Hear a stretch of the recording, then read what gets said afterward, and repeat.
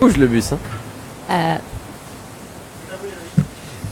Et salut à tous, bienvenue dans l'émission en compagnie de Mype. Bonjour Mype. Salut Mip. Salut Mype. Salut. Donc voilà, c'est en France, en Belgique, ça, le youtubeur. C'est ça, oui, c'est ça. Salut tout le monde. Salut. Ouais, il y a d'autres invités, ça qui est cool. Il y a Aurélien Denis. Bonjour à tous. Rebonjour. Rebonjour, mais on va faire comme si on était vraiment dans une relation directe, spontanée, donc bonjour. Ouais, parce qu'en fait, ça fait quand même 1 an et demi, je crois. T'étais venu déjà, à l'émission. presque 2 ans maintenant. C'était ma 4e émission sur 48 FM. C'était le 4e invité. Là, il y a une complicité qui commence à arriver. C'est ça. Alors, il y a Pauline Cernels. Bonjour Pauline. Bonjour. Qui est aussi comédienne, c'est ça, au Conservatoire Royal de Bruxelles. Oui. Parce que Aurélien, maintenant, tu es comédien, metteur en scène, alors qu'avant, c'était uniquement écrivain, enfin, poète. Oui, c'est ça. Mais maintenant encore, je suis en formation, donc je ne suis pas encore ni comédien ni metteur en scène, mais ça se prépare. Disons qu'on se forme. Ça devrait venir, si tout se passe bien. Et il y a aussi Morgane Pirot. Bonjour. Bonjour, qui est aussi comédienne, scénariste, et vous avez fait aussi le Conservatoire De Bruxelles, oui, je suis sortie en 2012. Ah, Voilà. Bah voilà, vous rejoignez. Les nouvelles générations Mais oui. face aux anciennes. Alors, Mip, c'est un peu spécial parce que vous avez co-animé l'émission, c'est vrai ça?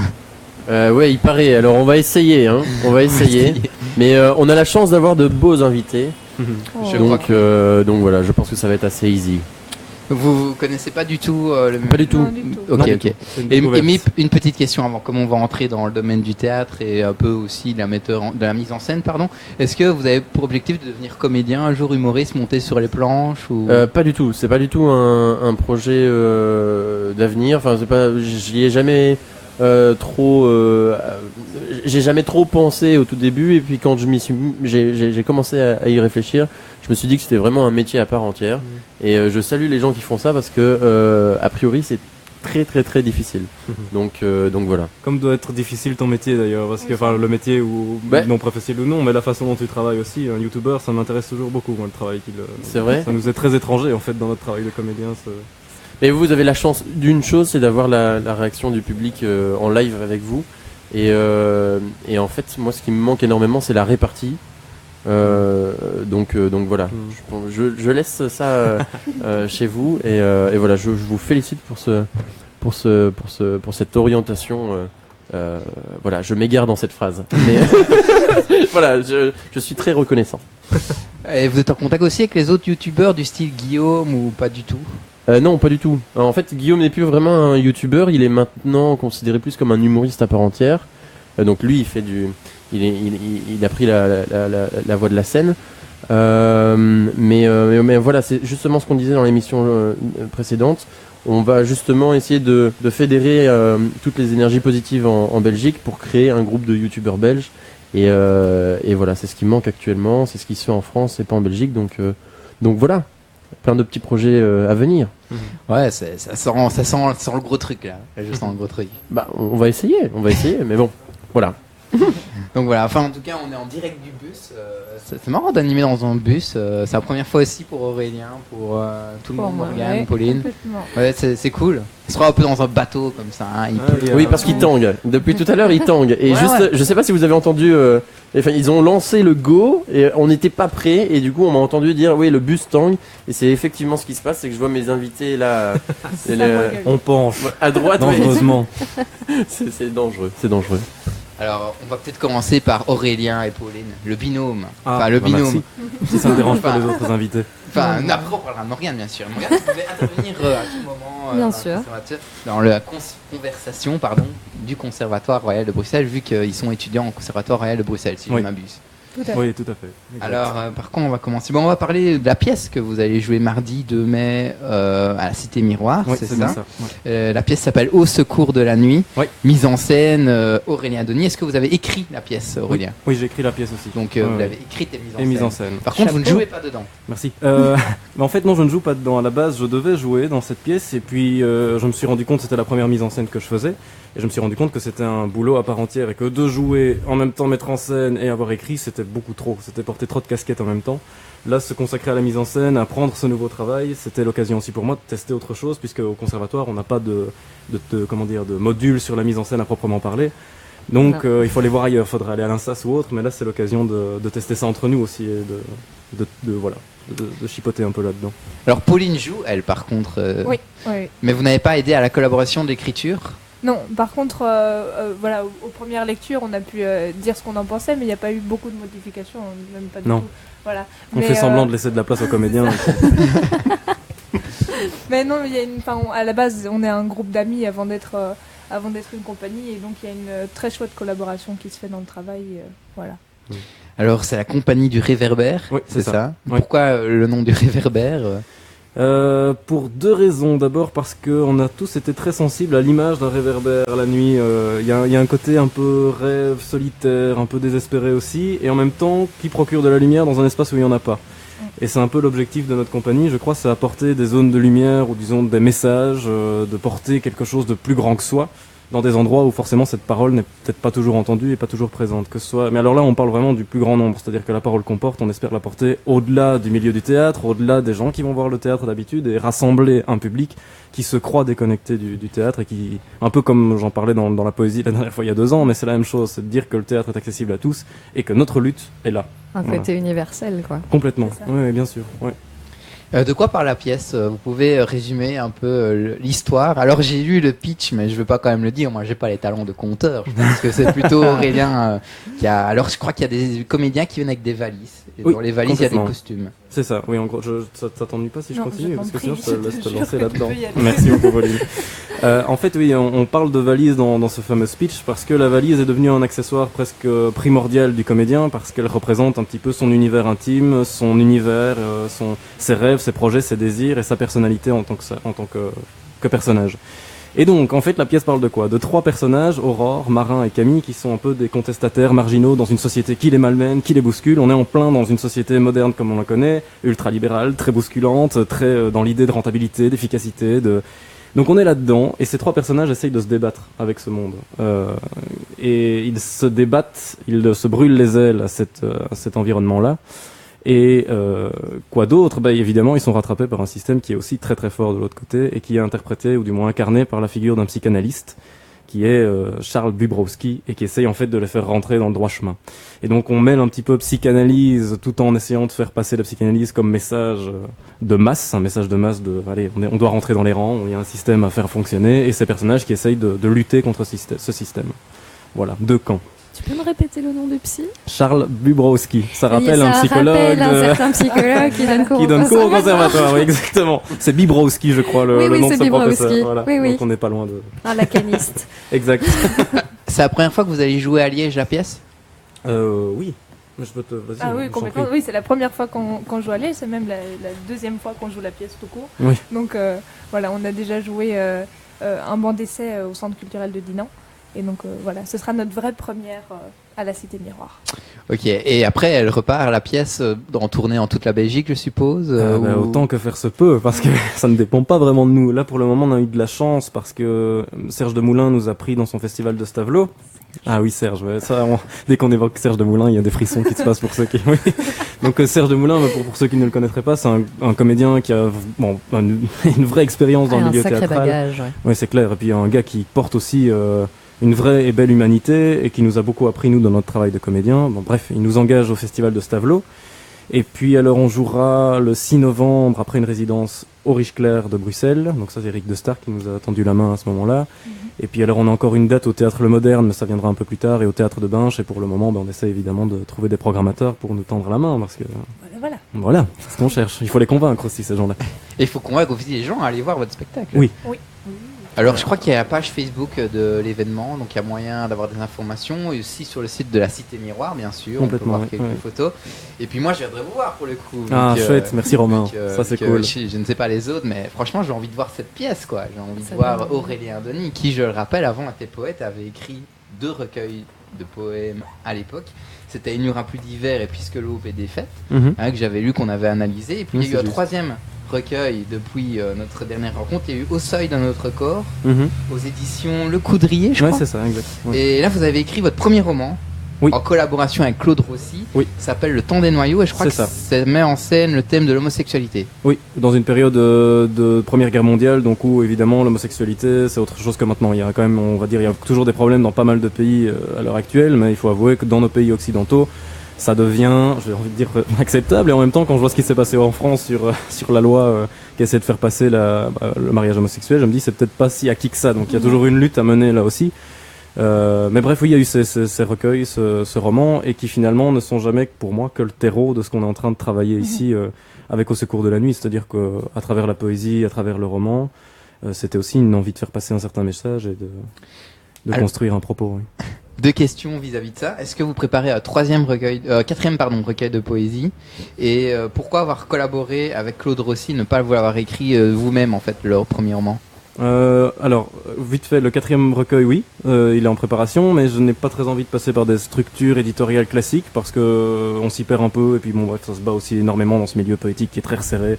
Ça évoque aussi certaines choses aux comédiens, j'imagine, et peut-être même aux youtubeurs. Je sais pas exactement comment sont les youtubeurs les uns avec les autres, mais chez nous, il y a quand même pas mal de requins, donc bref, dans le monde éditorial aussi. Et la deuxième question, c'était pourquoi en fait, parce que c'était une première, que Claude Rossi est un très grand ami, et qu'il avait des choses à m'apprendre. Et donc j'ai envisagé ça comme une vraie collaboration, c'est-à-dire avec quelqu'un qui a 70 ans passés, qui a écrit une 50aine de romans, et qui avait des choses à m'apprendre dans l'écriture d'un bouquin qui est très court, pourtant il y a 100 pages, mais dans cette collaboration-là, ça m'a appris énormément sur la façon de structurer un récit. Et je crois que ça m'aide aussi dans la façon dont on peut travailler une pièce par la suite, parce que c'est... Et quelle était la méthode de travail? Vous écriviez à la base, ou il relisait, ou il y a vraiment une écriture à deux? Oui, une écriture à deux, c'est-à-dire j'écris un chapitre, il écrit le suivant, je construis en fonction du chapitre qu'il m'a envoyé, il construit en fonction du chapitre que je lui envoie, et donc ça se fait, après on commente, on a l'objet final, et puis on se dit, bah tiens, qu'est-ce qui dans ton chapitre tient la route ou non? Est-ce que la cohérence s'établit vraiment de chapitre en chapitre? Et puis là, en effet, il y a un travail de relecture, mais qui se fait dans une... ça, je dois reconnaître ça à Claude Rossi, il y a une vraie collaboration, une vraie écoute, c'est-à-dire qu'il n'y avait pas de patronage ou de parrainage ou une tutelle d'un grand auteur sur un gars qui débutait. Donc il y avait vraiment cet esprit de vraie collaboration. Et juste comme ça vous prend combien de temps? Parce que quand tu dis que tu écris un premier chapitre et puis lui te renvoie un second, ça prend combien de temps à peu près? Mais étant donné que le récit est très court, il n'a pas fallu énormément de temps. C'est-à-dire que les chapitres étaient assez denses et courts. Et donc au niveau du temps, ça allait très vite parce on s'est obligé à une certaine vitesse. C'est-à-dire que soit ton chapitre, pour une semaine, la semaine prochaine, il me faut le deuxième. Donc on fonctionnait, disons, en 3-4 jours, on écrivait le chapitre. Et puis donc j'ai envie de dire sur, à mon avis, 4, 5, 6 mois, grand max, on avait l'objet final sur lequel on a retravaillé après pendant presque 6 autres mois, voire un an. Donc voilà. Puis il faut trouver l'éditeur et compagnie, donc ça c'est encore autre chose. Mais c'est comme ici, la pièce de théâtre demande un travail en amont énorme, où on travaille pendant un an sur la dramaturgie, sur les comédiens, sur les enjeux de la pièce. La lecture à table. Exactement, voilà, c'est ça, et on passe par tout ce travail-là en amont qui est parfois qui est totalement invisible, mais dont nous on a besoin pour construire quelque chose qui, sur le plateau, puisse vivre. Et donc le travail est immense en amont. Beaucoup plus, par exemple, moi j'ai l'impression dans le travail du roman, j'ai beaucoup moins travaillé que là j'ai l'impression d'avoir travaillé avec les comédiens sur la pièce. Ouais, voilà. c'est super intéressant. Il a vraiment une évolution de malade. Moi, je l'ai connu petit poète comme ça, et puis après là. Je reste petit, hein. je tiens à ma petitesse, c'est important. Non, je rigole. Non, mais c'est vrai, j'y tiens vraiment. Je dis pas ça pour t'embêter, j'y tiens vraiment. Voilà, cherche misère sur Twitter aussi. C'est loin. Mais avant, à l'époque, il écrivait des petits poèmes courts sur Twitter, mais maintenant plus du tout. Je crois que c'est un manque de temps. Oui. Voilà, disons ça. Est-ce que vous continuez dans la musique? J'ai vu qu'il y avait Geminids, bien sûr, votre groupe, et puis il y a Echo aussi. Ah oui, mais Echo, en fait, c'est l'embryon de Geminids. Ça a disparu, c'est mort, ça. C'est Geminids, donc on s'est implanté. Je crois qu'on en avait parlé, ça me dit quelque chose. C'était le pré-Geminids. Exact. Parce que j'ai retrouvé le mot Echo et ça a fait écho dans ma tête. Évidemment, c'est pour ça qu'on l'avait appelé comme ça, cet éditeur. Puis quand on s'est rendu compte qu'un journal flamand s'appelait comme ça aussi, on s'est dit bon, c'est peut-être temps d'abandonner. Tout à fait, c'est vrai. Alors vous avez aussi joué dans 2 pièces de mise en scène Jean Loubry. Il y a eu La Salle à manger et avant c'était Comme maintenant presque. Ah oui, c'est juste. Oui, avec Jean Loubry, en fait, qui a aussi diplômé du conservatoire, mais qui a 60 ans et qui est toujours passionné par ce qu'il fait. C'est avec lui que je me suis mis à faire du théâtre. Mais La Salle à manger était une très mauvaise pièce. Mais bon, c'est gai aussi de jouer dans un truc où tu te retrouves pas forcément, parce que... Faut arriver à se casser la gueule au moins une fois, quoi. Ah oui, c'est clair. Et donc, c'était dans un milieu très amateur et avec des gens qui avaient envie de le faire. Et donc, ça rôde aussi parce que j'étais pas au conservatoire. Ça m'a appris plein de choses et voilà. Une question pour Mip, vous avez déjà joué dans une pièce ou... Pas du tout. Même dans le cadre scolaire? Dans le cadre scolaire, non. Non, je fais oui de la tête, mais non. Non. Du tout. Non, jamais. Enfin, j'ai vraiment pas souvenir. Ou alors quand j'étais vraiment très très jeune, mais non, ce que je faisais souvent, c'est en famille, faire un petit truc en famille.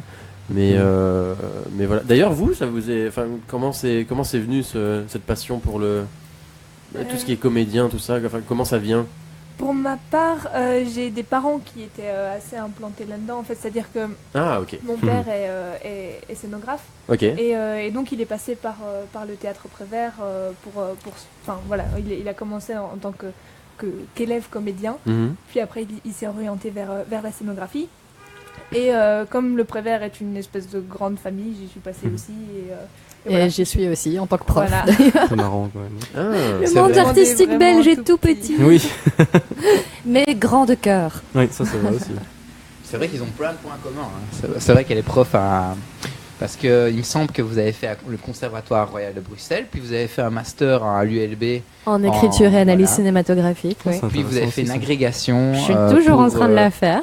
Toujours en train. Et pour donner cours, c'est ça C'est pour donner cours en académie parce que il y a eu la réforme des titres et fonctions et que si je veux pouvoir donner cours en académie dans l'espoir d'être nommée, je suis obligée d'avoir ce diplôme. Ok. Bon, on aura l'occasion de reparler aussi. Donc là, on en était où? Je crois qu'on était en train de parler de Aurélien. Et c'est pas fini parce que, en parlant de radio, là, on est quand même en direct à 48 FM, je le rappelle pour les gens. C'est bien de le rappeler, on en oublie stressé un peu. Et donc, vous avez fait une voix pour un documentaire radiophonique, ça s'appelait Radio Syrien. Oui. C'est juste. Mais ça, c'est un beau projet. C'était très très bien ça. C'était mené, en fait, ils avaient fait tout un reportage, un documentaire sur les Syriens qui étaient arrivés ici en Belgique, sur leur histoire, leur témoignage, la façon dont ils avaient quitté leur pays, les circonstances qui les avaient amenés à quitter leur pays. Et on m'avait demandé simplement de faire la lecture d'un témoignage, donc de la traduction du témoignage syrien vers un texte belge.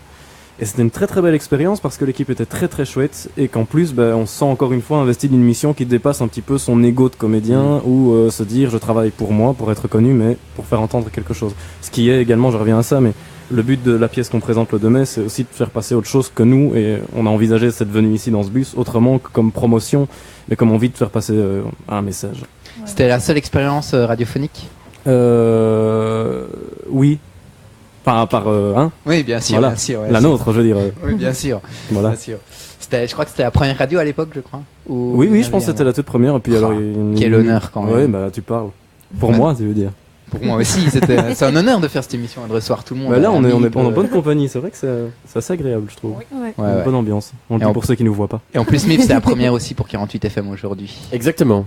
Exactement. Et il fait un prime de 3 heures quand même, vu qu'il y a eu l'émission juste avant moi. Ouais, mais là je suis en train de progressivement boire ma petite bouteille d'eau, et là je me rends compte que je viens d'avaler 1 litre en l'espace d'1 heure, et je pense que j'ai la vessie qui commence à crier, tu vois. Est-ce qu'il y a des toilettes dans le Et, bus? par contre, j'ai une petite question. Donc tu t'as dit que tu étais comédien, metteur en scène, hein.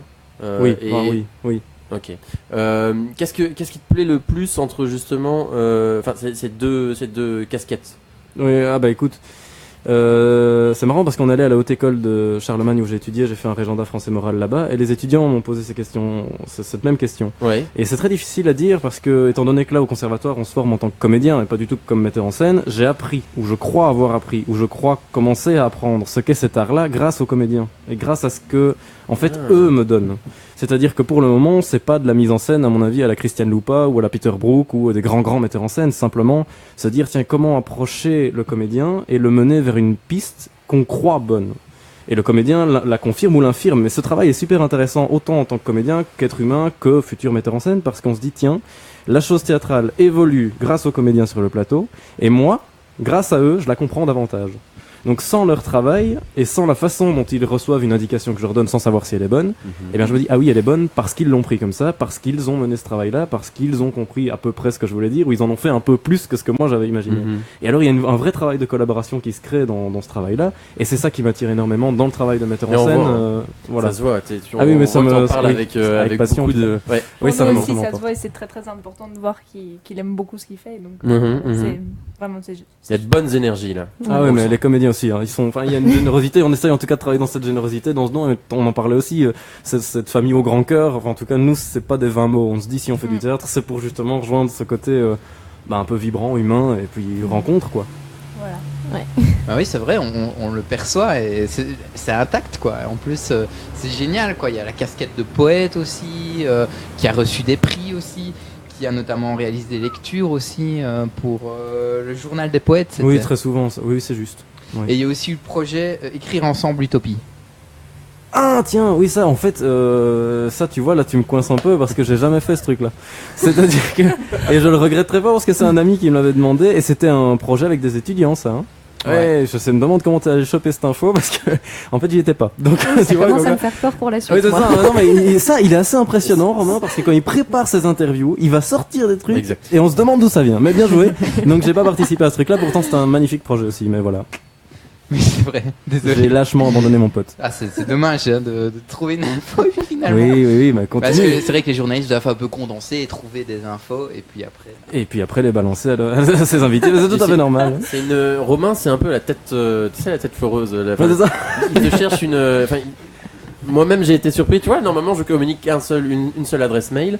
Et là j'ai reçu, donc j'avais toutes mes boîtes mail de collectées, j'ai reçu mais genre, je sais pas, je vais dire 7 mails, tu vois, comme ça. Et je dis et voilà, mais il a réussi à dégoter la moindre information. Donc voilà. Comme quoi c'est assez impressionnant, il faut se méfier. Voilà, il faut ça pour les ceux qui passent derrière. Je dis ça mais voilà, il faut se méfier. Désolé, Animateur détective. Ouais, c'est ça. Mais c'est vrai, on me l'a déjà dit, je crois. Ça fait la 3e fois qu'on me le dit là. Ah bah comme quoi, persévère. Merci. Bien style. Sympa, c'est cool. Et désolé, mais pour l'adresse. Il y a pas de souci. Mais bon, voilà. Alors, il a joué Merlin aussi dans. Ça c'est drôle. Hein.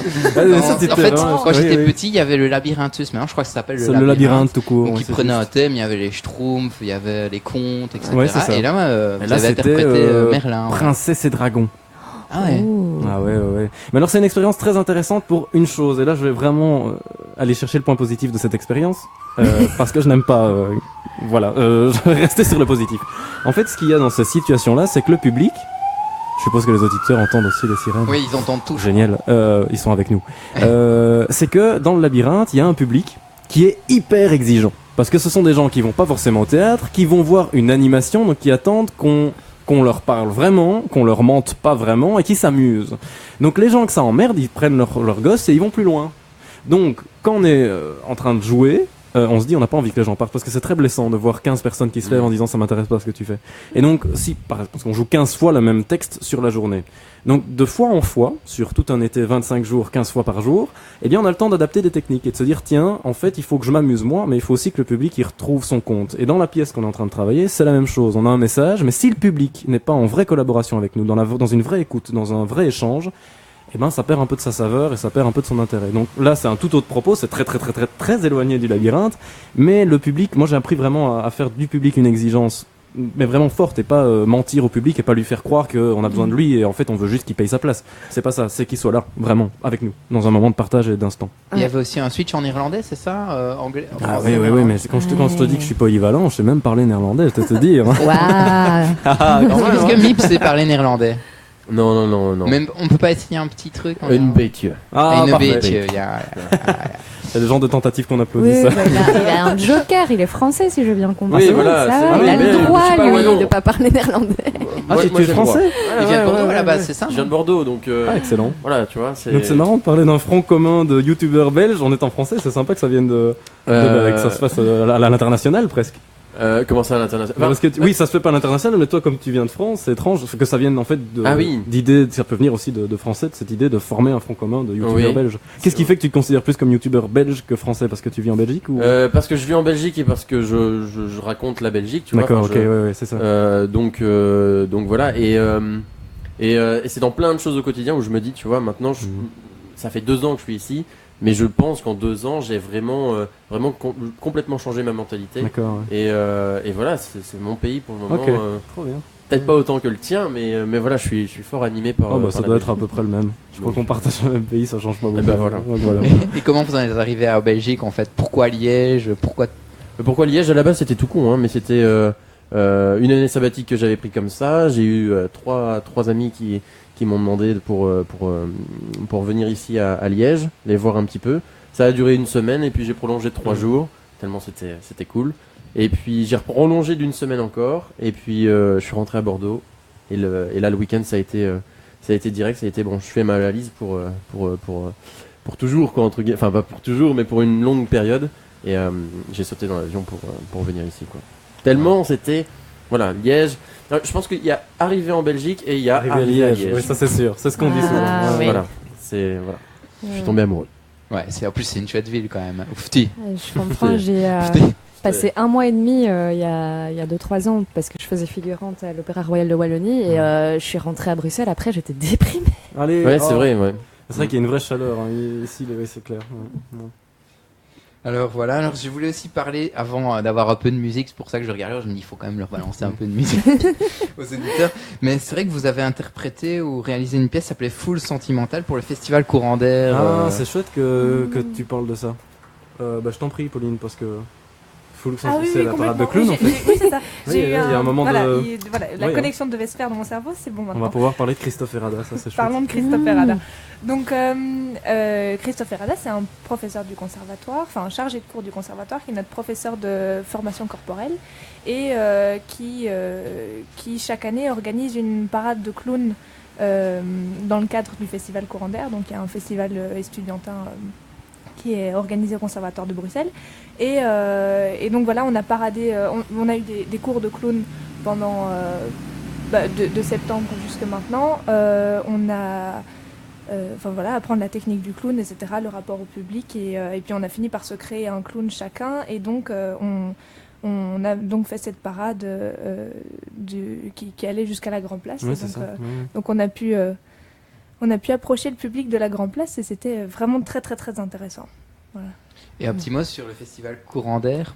Morgane aussi a participé. Oui, lors de ma dernière année sur un projet collectif d'une copine, Alizée, qui avait écrit le texte pour moi, en fait. Ça fait toujours super plaisir. Chouette, Donc oui, le festival Courant d'Air, ce qui est super, c'est que c'est un festival inter-école, un peu, en fait. C'est-à-dire que tu as les étudiants du conservatoire, mais c'est ouvert aux étudiants de l'INSAS, de l'IAD, du conservatoire de Liège, conservatoire de Mons. Puis avec ça, en plus, tu as les comédiens qui sont au Centre des Arts Scéniques, qui est quelque chose auquel on a droit pendant 3 ans après la sortie d'une école supérieure artistique. C'est un festival qui est gratuit.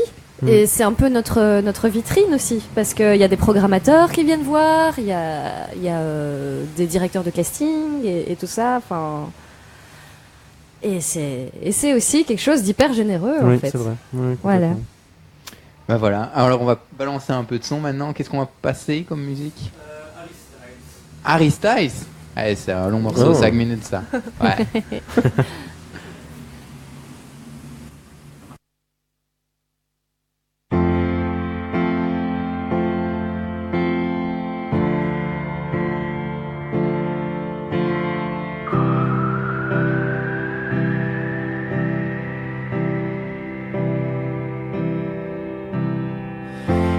Stop your crying, it's a sign of the times. Welcome to the final show. I hope you're wearing your best clothes. You can't bribe the door on your way to the sky. You look pretty good down here, but you ain't really good. We never learned we've been here before. Why are we always stuck and running from the bullets? The bullets. We never learned we've been here before. Why are we always stuck and running from your bullets?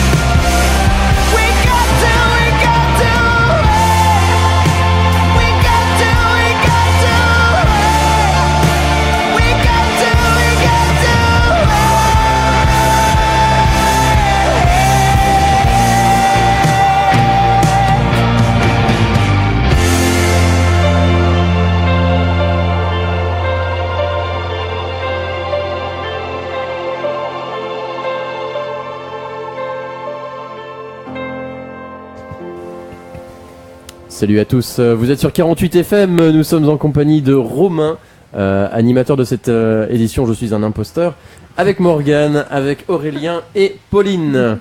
Romain, tout de suite le micro te revient. Ouais, bien sûr. Alors, ils sont comédiens, donc Aurélien et Pauline. Aurélien est metteur en scène, poète, comédien aussi, et Pauline elle est plutôt comédienne et ils présentent ensemble une pièce, voilà, qui sera jouée le 2 mai, mardi à la Cité Miroir à Liège. C'est très vite. Au secours de la nuit. Oui. Et Morgane Pirot, voilà, qui est comédienne, scénariste, modèle aussi, modèle photo. On va parler de tout ça. Vous présentez une pièce aussi ou pas du tout en ce moment? Une actu? Une actu là comme ça, j'ai une nouvelle à finir pour un recueil, mais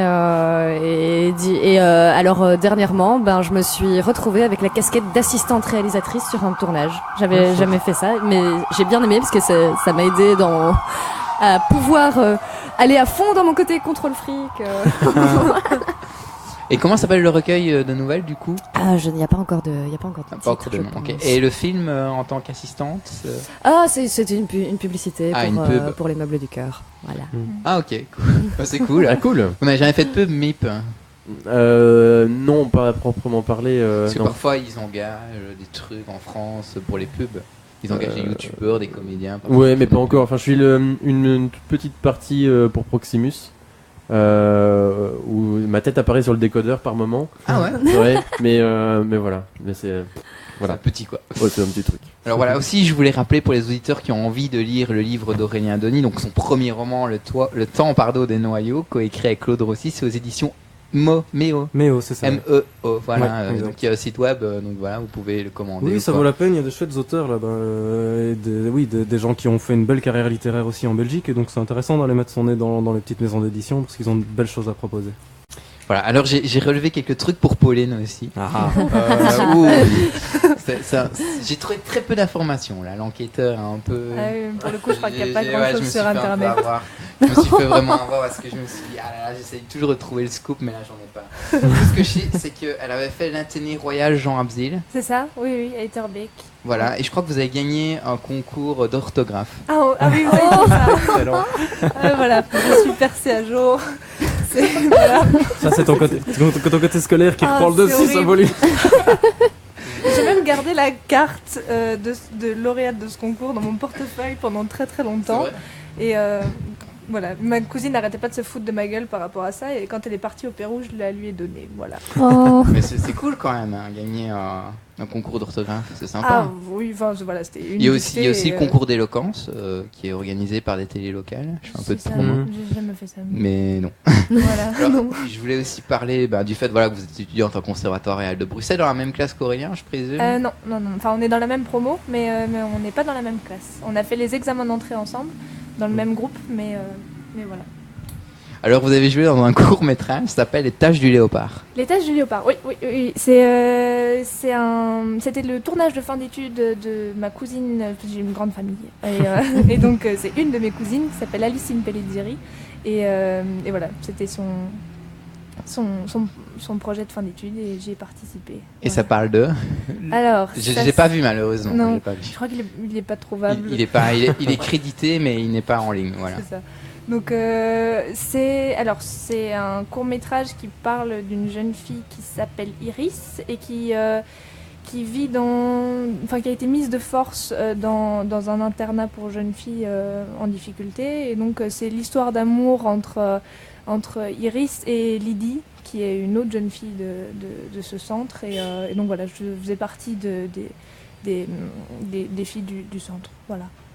Alors vous avez joué aussi dans un autre court-métrage quand vous étiez plus jeune. Je crois que ça date d'il y a 7 ans, 8 ans, il me semble. Je vois ce que c'est. Ça s'appelait Téléachat.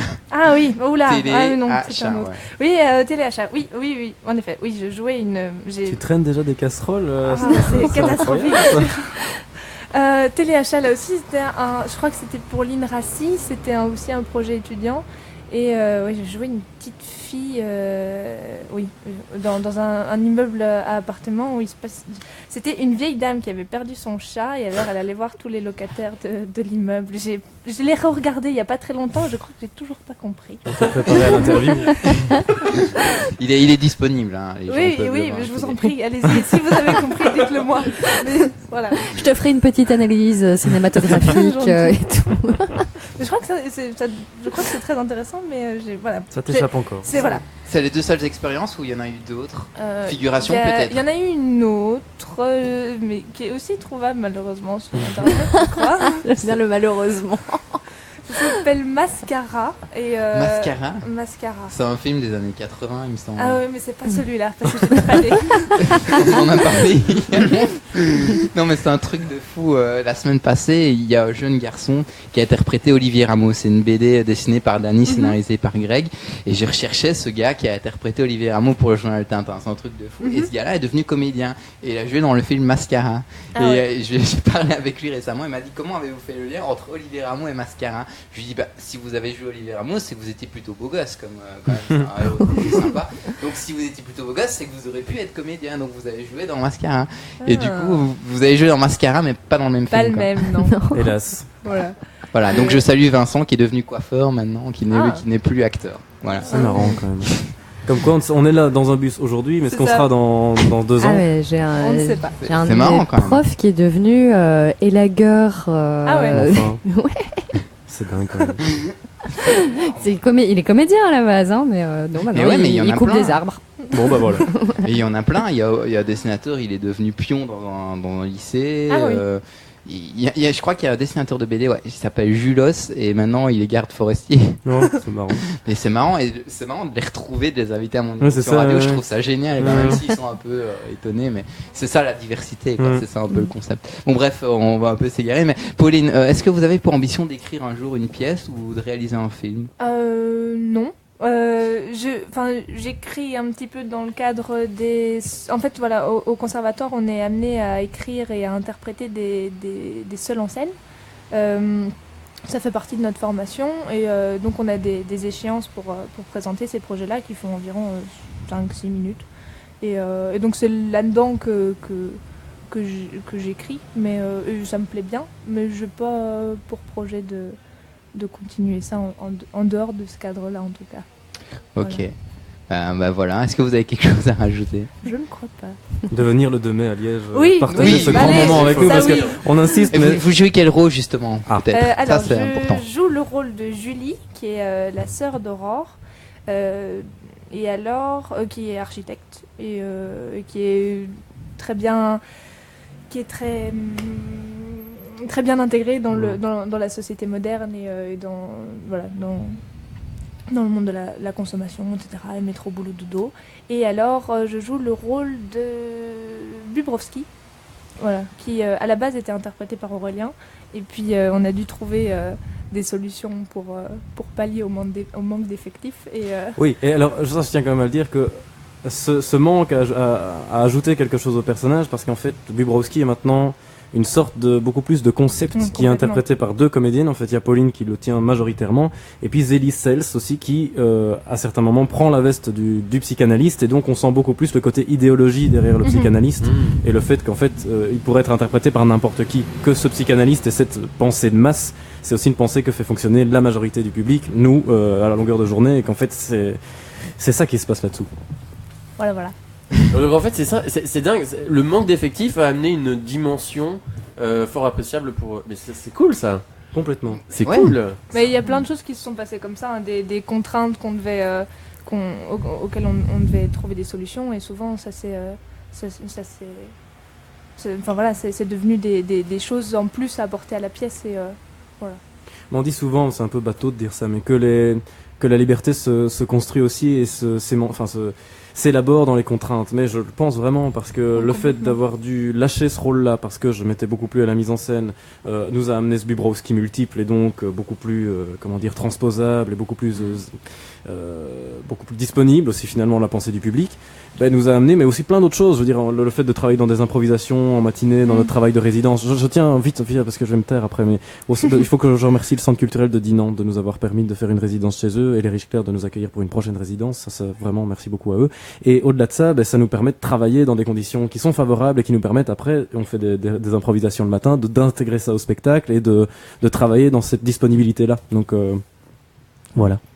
Mais c'est ça, ce qui est génial en plus, c'est qu'on voit des jeunes motivés, des jeunes qui ont envie de créer, qui ont envie de se donner les moyens pour réussir.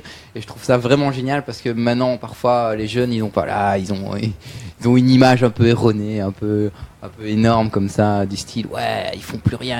Mais il y a encore des jeunes dynamiques qui ont envie de créer, qui ont envie de mettre en scène. Énormément, il y en a énormément.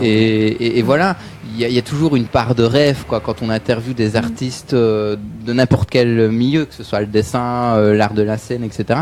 Ils disent, oh, c'était mieux avant, maintenant c'est plus difficile, il y a moins d'argent, révolution numérique, on va voilà dire ça qui donne. comme ça. En fait, c'est une contrainte qui fait qu'il y a plus de liberté, peut-être qu'il y a plus d'envie aussi derrière.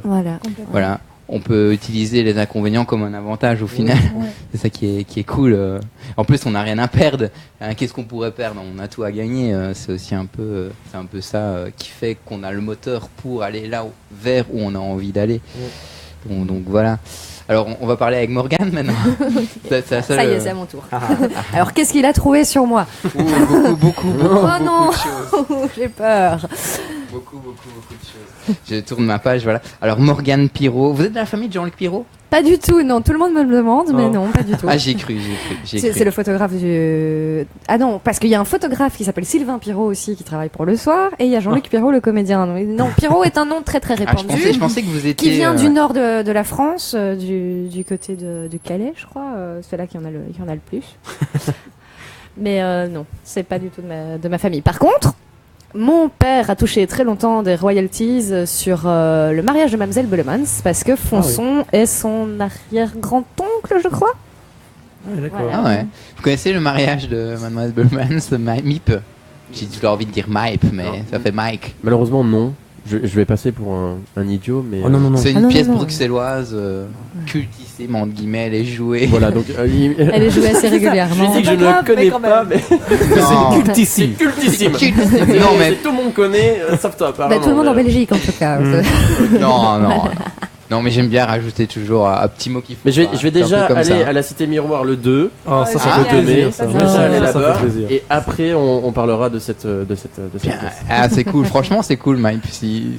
Ah bah ça, Bah, tu seras bien ouais. reçu. Vraiment, ça me Eh fait ben vraiment voilà. plaisir. Et ben voilà. Bah, Eh ben, parce que franchement, Cité c'est. Miroir. J'ai vu, c'était Espace Ferrer, c'est ça? Oui, Francisco Ferrer, c'est le nom de la salle. Ouais. Je crois que c'est au 2e étage. Et Oui. puis, il faut. Allez, hop. Donc voilà, il n'y a plus d'excuses pour ne pas y aller. Voilà. Trop bien. Franchement, c'est cool. Moi, j'attends le spectacle. Je suis fan de théâtre en plus. Et on n'a pas souvent l'occasion d'avoir des comédiens dans l'émission parce que leur agenda est hyper chargé. Puis on est sur un tournage, sur un autre, et voilà. Faut se libérer. Hein. Non, mais Morgane, ça va. Hein. Vous savez comment j'ai invité Morgane à l'émission radio? Via un petit tweet. J'avais vu son travail, j'ai tweeté. Et via un tweet. Moi, je vais jamais sur Twitter, mais du coup, pour éviter de louper des trucs, j'ai mis que de recevoir les infos par mail, et je vois ce truc. Mais pourquoi moi? Et d'ailleurs, c'est ce que j'ai répondu. Et dans quel cadre? J'ai pas Dans de le cadre projet d'un pour bus. le moment. Quoi? Non, mais le bus, c'est un hasard complet. Hein. Je ne savais pas du tout. Parce qu'à la base, on devait faire l'émission. Ah dans d'accord, le c'est en plus studio. totalement improvisé. Et à un moment donné, Martha m'avait dit oui, en fait, on fait pas d'émission. Et du coup, j'avais annulé. Et je me dis, oh, c'est pas grave. Puis finalement, oh, ça va l'émission. Alors, j'ai retrouvé des invités. Ouais, Excellent. pas de souci.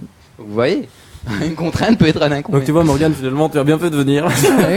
Non, mais ça me fait plaisir. Première sur 48 FM pour le coup. Ouais, première sur 48. Alors, Morgane Pirot, qui est comédienne, scénariste, modèle photo, chanteuse et auteur.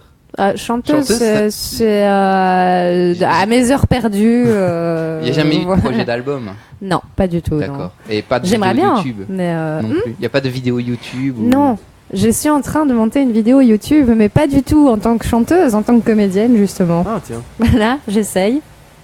On verra bien. Il faut que je finisse le montage. Et ce sera simplement des petites vidéos où je montre ce qui se passe dans ma tête quand je me fais des réflexions sur des choses, quoi.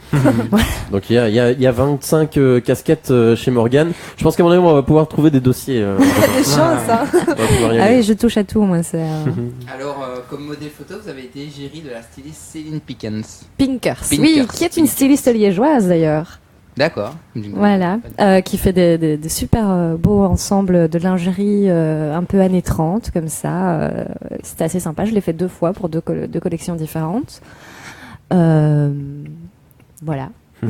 Ok. Romain n'a pas réagi parce que Non, il parce que- connaît pas les sous-vêtements d'ici l'année 30, c'est pas voilà. En plus, je suis super nul en Je sais mode. qui c'est. Vraiment. J'essaye d'inviter parfois des mannequins. Elles se demandent toujours, mais pourquoi C'est toujours un peu chaud quand on invite une mannequin à une émission radio. Je vous jure que c'est vrai. Ouais. C'est toujours un peu, Enfin là ça va, j'ai peut-être concrétisé, mais elle veut me voir avant, attention. C'est trop bizarre, hein, on dirait vraiment quand on invite des mannequins directement, c'est un peu chelou quoi. Mais qu'ils écoutent l'émission, il y a rien de chelou. Et en plus je deviens tout rouge comme un pot rouge là, je comprends pas le truc, mais c'est pas grave.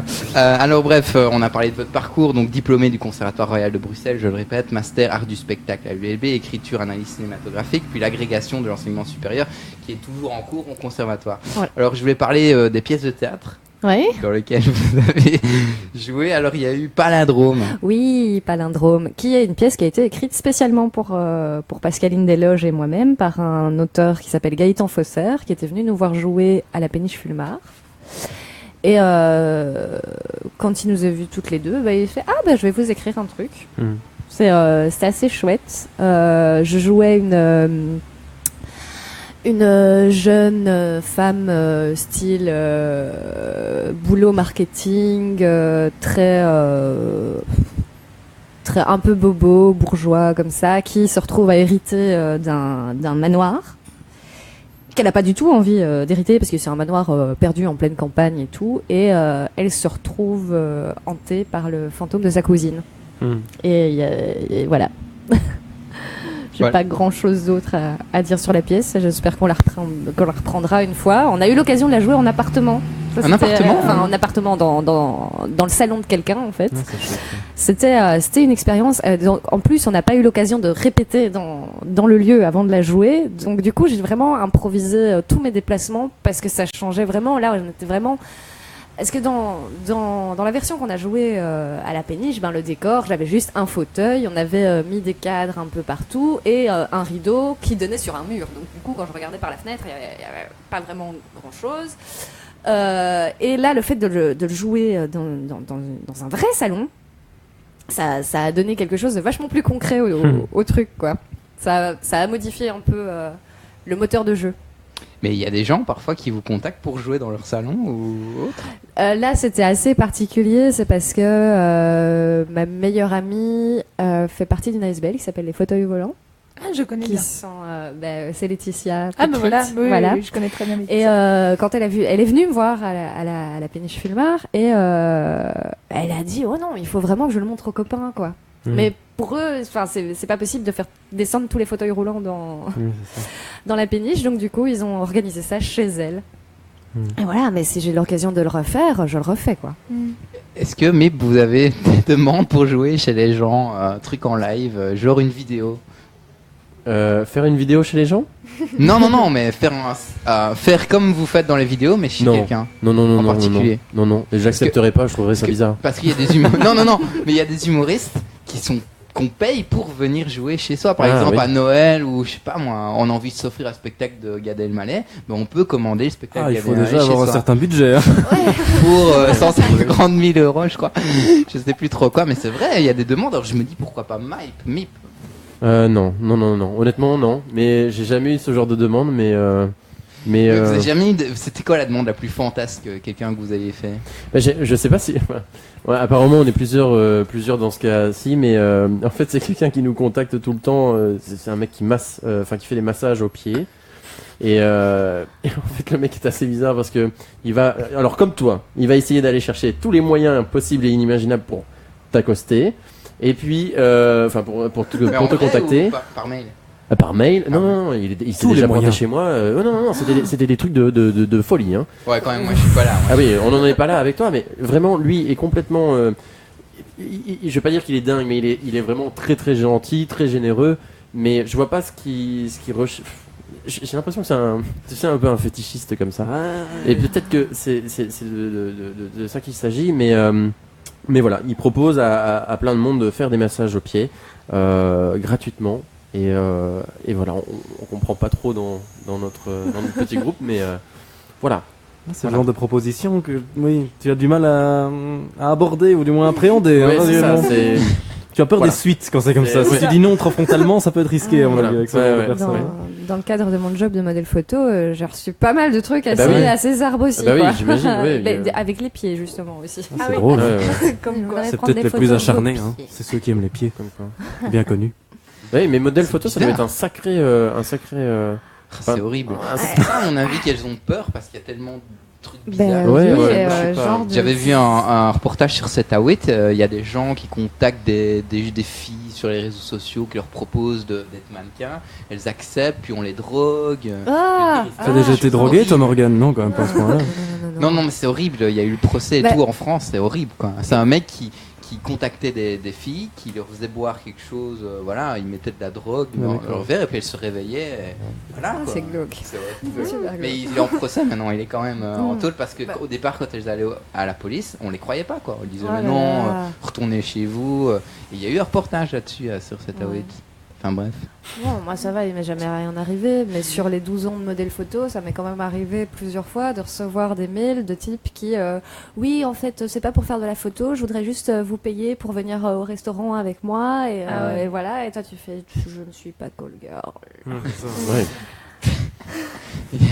Eh ben. Étrange. On vous a jamais proposé de vous faire masser les pieds. Eh bien, pas encore. Mais moi, je suis pas sûr de refuser entre nous. Hein. J'ai pas dit que je refuserais. Après une représentation, après beaucoup de ça ferait stress. beaucoup de bien. Et je sais d'ailleurs que Pauline est vraiment, en plus je le dis sans rire, c'est J'aime- d'autres casseroles. J'espère que cette émission sera enregistrée et qu'on s'en ressortira en disant dans une autre émission. Mais elle adore les massages des J'aime pieds. beaucoup les massages des pieds. Ah bah tu vois comme En quoi. fait, c'est surtout que j'aime beaucoup réclamer les massages des pieds. Ah. Et que voilà. Tu vois, t'es encore au stade où tu les réclames, bientôt on te demandera pour en faire, ça va arriver. Alors peut-être avant de continuer le parcours de Morgane, de mettre une petite chanson. Bah oui, pourquoi pas. Alors je sais pas du tout ce Qu'est-ce qu'on que a. tu nous proposes? Ah ouais. Ah bah j'allais cool. dire de la chanson française, bon là c'est de la Ouais, variété c'est cool, française, c'est mais cool. bon. Le dernier Éclair ça s'appelle. Ah, j'ai pas c'est écouté le ça, je prochain connais pas. album. Oh, Ça, il ils est sont bien. revenus. Ouais, ils sont revenus Oh, dans là d'autres là. styles. C'est le morceau où il se la joue un peu Indochine, non? Ouais mais ils sont toujours C'est un peu joués possible, Indochine, ouais, non? ouais. Un peu rock alternatif sympa. Ouais, c'est Je les ai cool. vus en concert avec C'est vrai Wes. Et ça... Ah ok. Ah, et ça marche.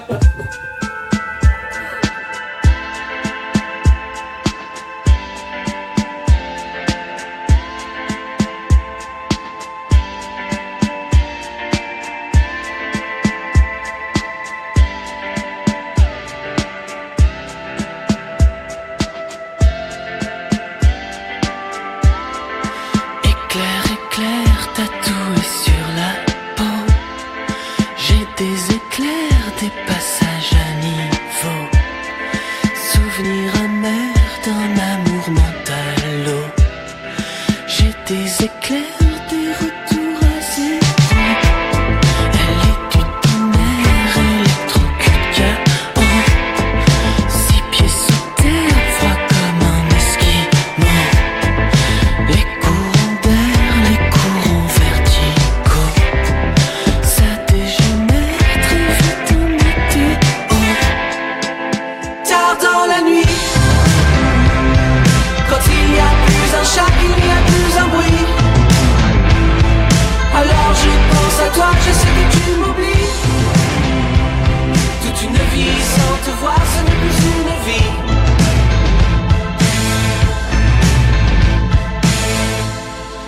Éclair, éclair, les cheveux communaux. De quoi j'ai l'air, sont ma super-héros.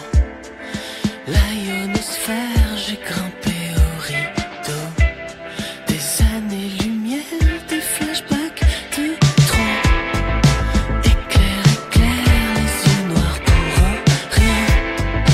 De quoi j'ai l'air en astrophysicien. Les haches de guerre, les revers à deux mains. C'est délétère, je l'enterre, elle revient. Tard dans la nuit, quand on y voit plus clair qu'il n'y a plus un bruit.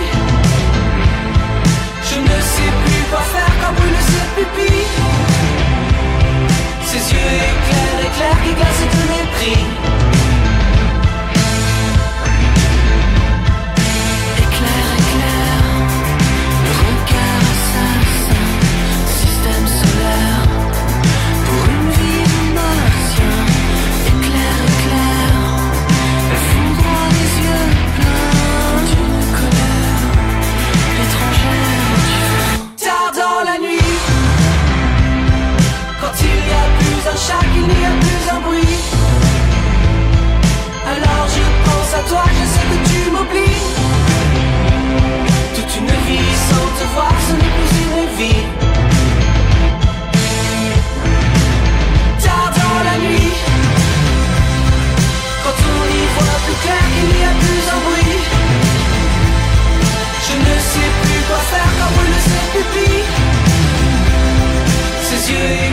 éclair qui glace de mépris.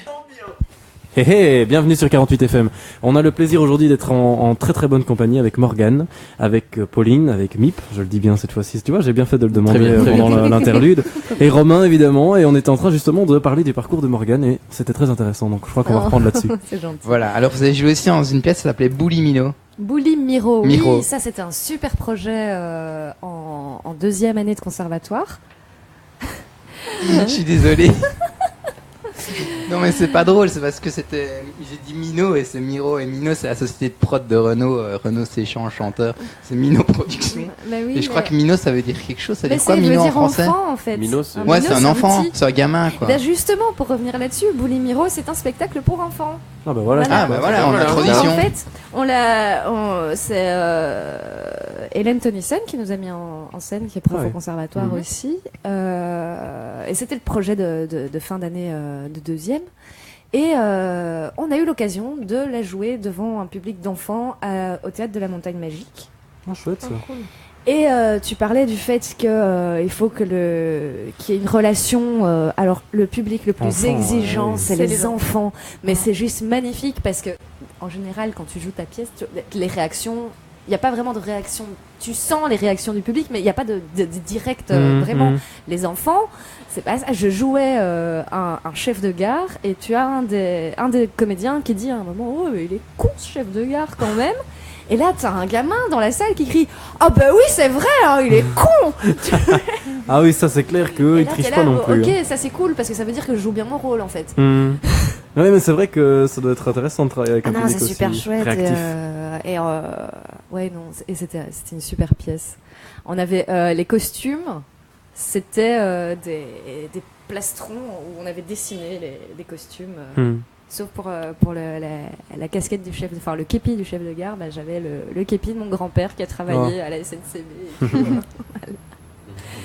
Alors il y a aussi une pièce en hommage à Shakespeare, Lady Shakespeare. là, ah oui, bah, ça c'est aussi un projet du conservatoire. Ah, bah voilà, comme ça. C'était en troisième année.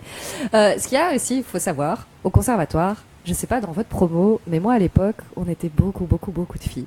Ah oui, bah, Et on oui, avait il y a très toujours une peu majorité de de- garçons.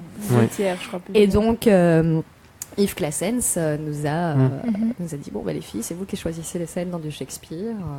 Voilà, moi j'ai eu l'occasion de passer par le rôle de Viola dans La Tempête. Pas dans La Tempête, qu'est-ce que je raconte? Dans La Nuit des Rois, pardon. Ouais, c'est ça. Du coup, c'est assez alors ça, c'est niveau... les comédiens ont fini parfois par avoir des troubles de la personnalité un petit peu. Mais là, je joue une fille qui interprète qui se fait passer pour un garçon. Et enfin... Voilà, c'est... Après, je me rappelle, il y a eu des pièces où j'ai eu mon personnage passait son temps à bouffer des sardines et au final, pendant les répétitions, bah, je disais au moment de la pause de midi, je reviens, je vais aller chercher des sardines. Ah ouais, comme quoi ça. Ça déteint le personnage Ça, sur. voilà, ouais, exactement. Il y a eu aussi la vie d'Icare après sa chute. Oui. Ça c'est un gros projet quand même qui a tourné. On l'a joué à l'Espace Delvaux, ouais. à Bruxelles.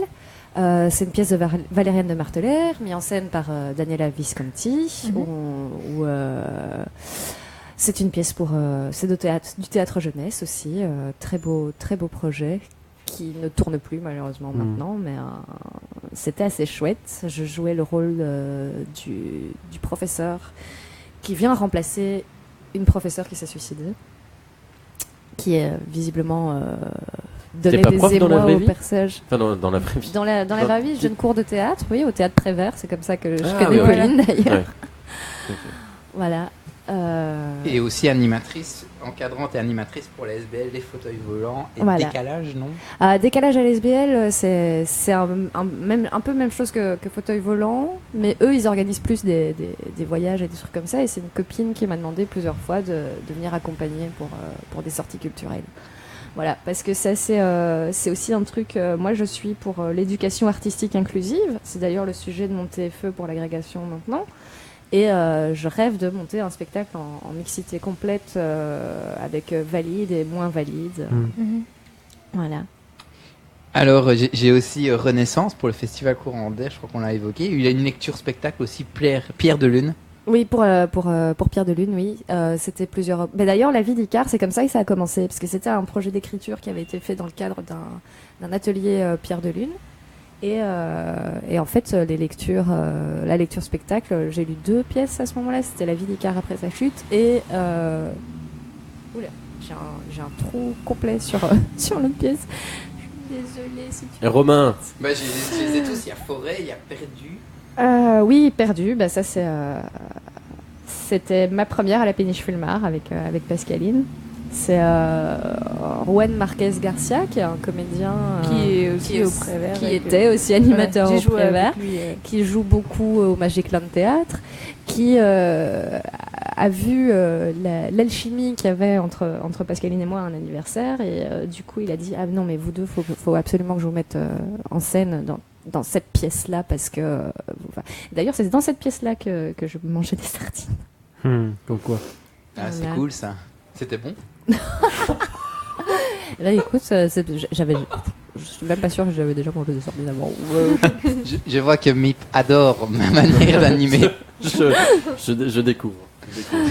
Voilà. Et la péniche Fulmar, c'est super, c'est assez particulier aussi comme lieu, parce que c'est une vraie péniche. Mais c'est une péniche qui se situe où ça, Elle se situe à Isère, quai des Péniches en fait. D'accord. Et ce qui est assez particulier, c'est que pendant les répétitions, t'as les autres bateaux qui passent à côté, donc tu es en train de répéter et tu tangues dans tous les sens.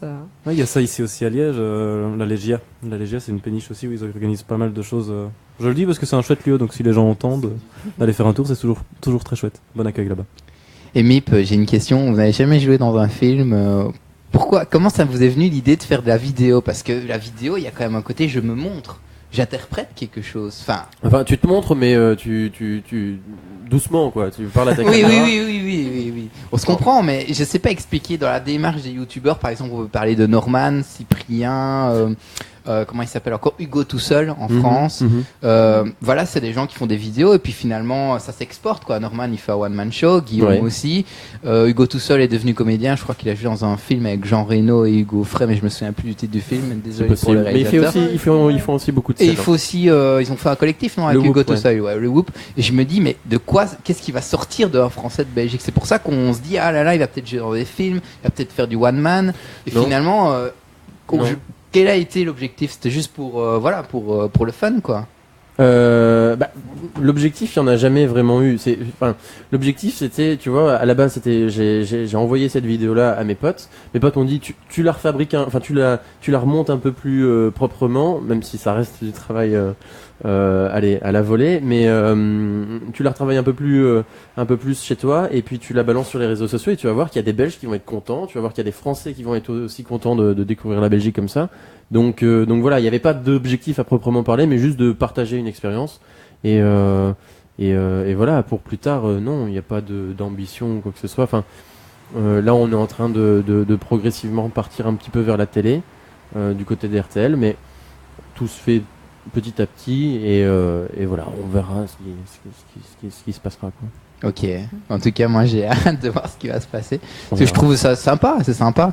Après, il y a peut-être moyen aussi de faire un petit guide écrit à franc. Ouais, mais ça, c'est ça, justement. Parce qu'il y a un côté un peu guide touristique dans. Ouais. Mais de manière humoristique, quoi. Oui. Un petit peu les belgicismes. Mais il y a des projets effectivement là-dessus sur comment dire, l'écriture d'un vrai guide avec d'autres partenaires, enfin qui le font déjà. Donc voilà. Découvrir la Belgique en s'amusant, un truc comme ça. Ouais. Enfin, je sais pas. J'avais juste une question parce que voilà, vous mettez un peu en scène les différents belgicismes, les expressions. Est-ce que vous savez ce que c'est un ploumouch?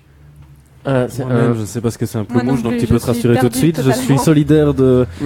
J'ai deux trucs. Soit c'est une sorte de petit comment Peluche. Un ploumouchon, tu sais, comment. Une petite peluche. Oui, une petite peluche. Ou alors, je dirais le ploumouch, quelque chose pour ramasser la poussière, là, comme ça, non? Alors. Pour Est-ce qu'il y a une bonne petit réponse balai, là-dedans, Romain? Ouais, c'est en. Ah bah C'est c'est quand il y a incroyable. quelque Tu es plus chose belge que nous, tu vois, comme quoi. Ah, il est balèze, il est balèze. Faut pas le tester. Mais vraiment, vous connaissez pas une expression quoi belge qui pourrait ne pas connaître? Ce serait très marrant. Et voilà, maintenant on va avoir un silence radio, on réfléchit et on arrive dans Non, mais 5 j'en avais minutes. un autre, mais j'ai oublié. Ah là là, c'est horrible. Vous connaissez un peu le wallon? Oufti, des choses comme ça. Pas le wallon, non. Non. Non, le wallon c'est compliqué. Quoi. Ah, Bah, et sûr. du coup, Toc Toc in the Gale, ça te dit rien, quoi. Ah non, pas du tout. Ah oui, bah Pas voilà. du tout. Par exemple, José, ça veut dire parler. Ça dépend encore de Ça quel dépend, wallon bah oui, tu ça t'inspires. dépend Attention, de parce quel que wallon. C'est le horrible. wallon de Dinan n'est pas le wallon de Namur, n'est ni le wallon de Liège. De Charleroi Alors, non attention. plus. Ah non, Ah oui, Charleroi non oui. plus. Oh là là. Tu vois comme quoi. Comme quoi. T'es mal comme quoi, embarqué. on revient vite à Morgane Pirou. Oui, bah oui, quand même. Alors là, j'ai fait le tour un petit peu des pièces qu'elle avait interprétées. Et puis, il y a aussi eu l'opéra où vous avez été figurante pour Lucrezia Borgia. Mais ça doit être hyper Ouais. Et intéressant. Manon de Massenet, je crois aussi. Hein. Oui, ben ça c'était ici à À Liège. Et alors les joyeuses commères de Tout à Windsor, fait. En petit rôle. où là. en plus il y a aussi un psy dans Allez. pour donner des trucs en plus à la mise en scène. Le metteur en scène avait rajouté un psy et je faisais l'assistante du psy. D'accord. Donc en fait mon petit rôle c'était de ramener le canapé du psy à chaque scène, quoi. Alors j'ai vu aussi que vous avez joué dans plusieurs petits films, j'en ai eu que 2. Hein. Il y en a peut-être eu d'autres. Il y a eu Oa, qui est Oa, un court-métrage. Je Ouais. crois que vous avez joué la fille de Oa ou la mère de Oa. La je sais mère plus. de Oa. Alors là, c'est assez particulier parce que du coup, j'ai joué la mère d'une copine qui a la vingtaine, quoi.